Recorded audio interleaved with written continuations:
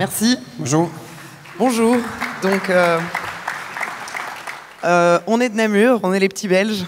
Et on vient vous présenter un écosystème bien de chez nous qui consiste en fait en 2 sociétés et une association. Donc moi, en fait, je m'occupe d'une association qui organise un festival qui s'appelle le Kick Festival, qui a lieu chaque année à Namur, qui rassemble 15 000 personnes. Et moi, je m'occupe de la coordination et de la programmation de ce festival. C'est un festival des cultures digitales qui explore les liens entre art, science et nouvelles technologies et qui regarde comment les nouvelles technologies sont détournées et utilisées dans les métiers créatifs pour créer des innovations. Et je suis également project manager au sein de la société Superbe Interactive, qui est un studio de création d'installations interactives, mais contrairement à tout ce qu'on vient de voir avec des casques et des lunettes de réalité virtuelle, nous, on est plutôt dans la création d'expériences physiques interactives qu'on crée, que ce soit pour des musées, pour des marques dans le domaine de l'événementiel. Et alors, on a aussi une pratique artistique qui nourrit en fait notre recherche et développement. Donc on est autant dans des événements commerciaux que aussi exposés dans des galeries d'art contemporain. Donc bonjour à tous, moi je m'appelle Gilles, je suis à la fois aussi directeur du Kick Festival et à la tête d'une société qui s'appelle Doc Studio. Doc Studio qui est une agence de création digitale plutôt haut de gamme, qui travaille principalement dans l'industrie du luxe, du pharma aussi, mais qui a aussi beaucoup de perspectives et de réalisations dans le domaine du cinéma, du transmédia, du cross-média, de l'animation aussi, et du jeu vidéo, plutôt pas en création de jeux vidéo, mais en accompagnement de plateformes digitales autour du jeu vidéo.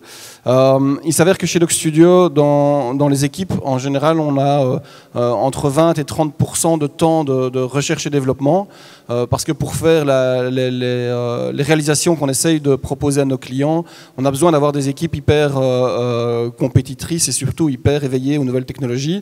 Et donc on laisse souvent les équipes de Doc Studio travailler sur des projets R&D qui au départ n'ont pas spécialement une finalité économique. Et il s'avère ici qu'un jour, un des employés a commencé à développer un script au départ dans un browser web qui, à travers une captation d'une photo de votre webcam, retranscrivait votre photo à travers des typographies, différents mots que cette personne avait choisis. Et du coup, on a eu l'idée, dans les démonstrations de R&D, on a eu l'idée d'en faire un photomaton, comme je sais pas, j'imagine qu'en France, c'est un peu comme chez nous. Enfin, pas j'imagine, je suis certain, parce que du coup, je vous expliquerai après, mais il y a énormément de photomatons sur les événements, justement, qui vous permettent de prendre une photo, vous appuyez sur un bouton, je ne vais pas citer les marques, parce que c'est les concurrents, justement, maintenant, et qui vous permettent de prendre une photo de vous avec le logo de l'entreprise derrière. Et donc, on a décidé de faire un photomaton sur ce concept en disant que ça apportait une notion un peu différente que juste la photo classique, avec la possibilité pour le client de choisir les mots sur l'événement. Si vous êtes sur le salon de l'auto, vous pourriez avoir toutes les valeurs associées à la marque automobile, etc.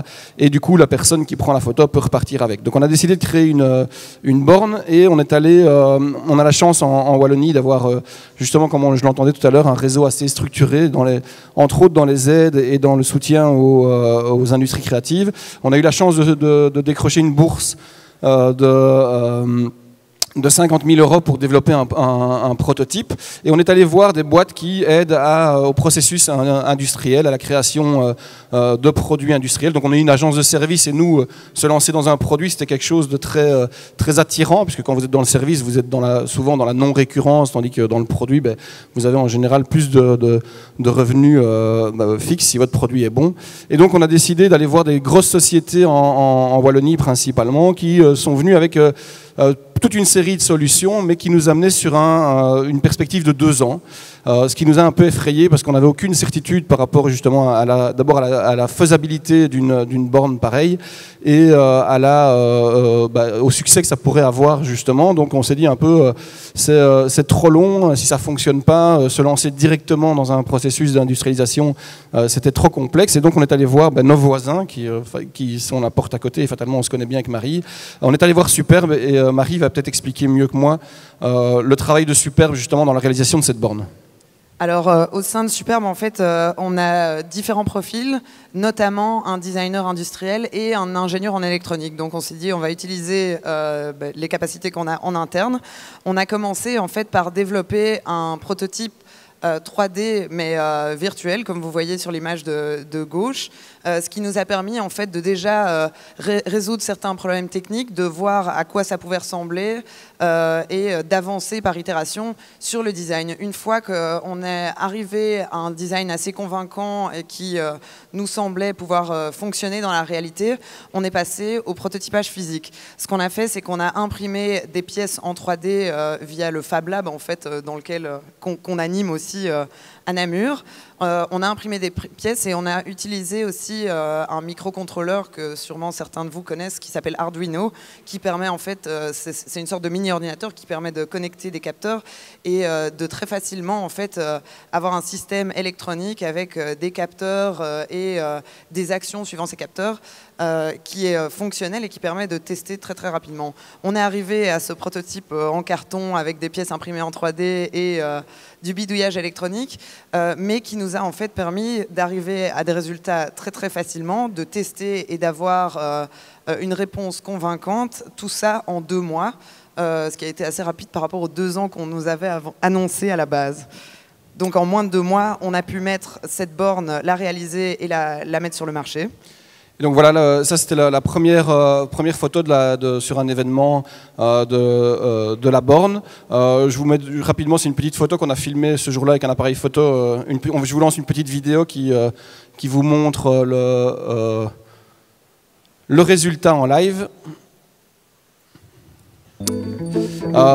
Et donc, ce qui est vraiment intéressant dans ce projet, c'est que on a pu l'amener très rapidement sur le marché. Maintenant, on a 5 bornes, 5 prototypes.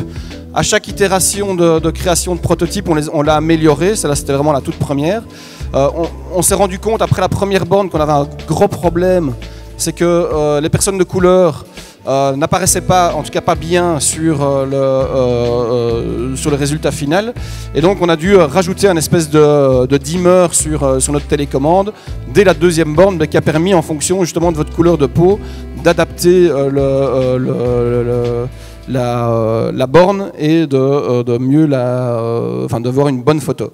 Donc voilà, maintenant, ce qui est comique aussi, c'est que maintenant on est dans une phase pré-industrielle de cette borne dans laquelle on s'est lancé justement dans la fabrication en série, puisque on a fait en 12 mois, on a fait plus de 200 000 photos sur plus d'une centaine d'événements, et donc voilà, on est maintenant en train de la lancer pour la commercialiser en série.